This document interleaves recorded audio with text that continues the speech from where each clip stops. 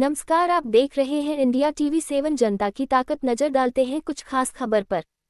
फर्रुखाबाद में सपा के राष्ट्रीय अध्यक्ष अखिलेश यादव के सामने बुधवार को दिग्गज समाजवादियों को घोर अपमान का सामना करना पड़ा।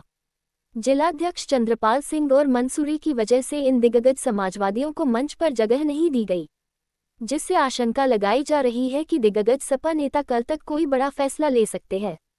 जिस समय सपा के राष्ट्रीय अध्यक्ष अखिलेश यादव क्रिश्चियन कंपाउंड में सपा उम्मीदवार नवल किशोर शाक्य की चुनावी सभा को संबोधित कर रहे थे, उस समय दिग्गज सपा नेता पिछड़ा वर्ग के प्रदेश सचिव मोहम्मद यूनुस अंसारी मंच के आसपास भटकते नजर आए। यही नहीं, पुराने समाजवादी पार्टी के धुरंधर नेता पूर्व विधायक स्वर्गीय अनवर खान के पुत्र अनवर जमाल को भी मंच पर जगह नहीं दी गई। मुन्ना यादव, मनविंदर यादव का घोर अपमान हुआ। बताते हैं कि अहमद अंसारी पड़ोसी जिला कन्नौज के गुरसहायगंज के रहने वाले पूर्व विधायक ताहिर हुसैन सिद्दीकी की सिफारिश पर मंच पर पहुंच गए, लेकिन भारी संख्या में दिग्गज सपा नेताओं को मंच पर पहुंचना दिवा स्वप्न साबित हो गया। बताया गया कि मुस्लिम आबादी पर 80% कमान रखने वाले मोहम्मद यूनुस अंसारी कल तक कोई बड़ा फैसला ले सकते हैं। इस अपमान की वजह से वह पार्टी से पूरी तरह से भिन्न हो गए हैं। जानकारी करने पर मोहम्मद यूनुस अंसारी ने बताया कि तमाम छूट भैया नेता मंच पर मौजूद रहे और दिग्गज सपा नेताओं को मंच नहीं दिया गया। ये सरासर उनका अपमान है। पूर्व मुख्यमंत्री अखिलेश यादव बीजेपी पर बरसे बोले, इस बार इंडिया गठबंधन तय करेगा कि प्रधानमंत्री कौन बनेगा। फर्रुखाबाद से राज यादव की रिपोर्ट।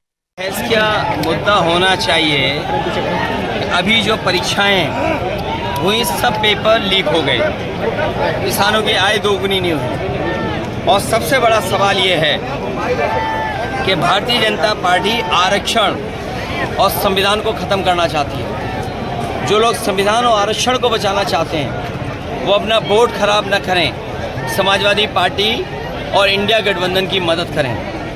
आप ये बताइए, जब दिल्ली जैसी जेएनयू में पीडीए परिवार के लोग केवल 15% से कम हैं, बीएचयू यूनिवर्सिटी में 15% से कम नौकरी में हैं, और लगातार सरकार जो प्राइवेट कर रही है, चीज़ों को आउटसोर्स कर रही है, अग्निवीर जैसी व्यवस्था ला रही है, जिससे नौजवान दुखी है, और जितना प्राइवेटाइजेशन बढ़ेगा उतना हमारा आरक्षण छिनेगा।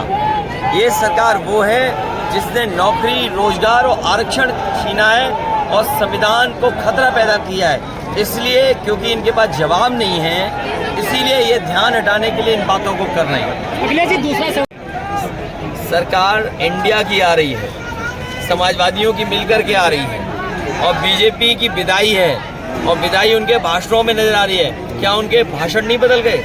बताइए, जो लखनऊ वाले हैं इनके भाषण ही सुन लो आप।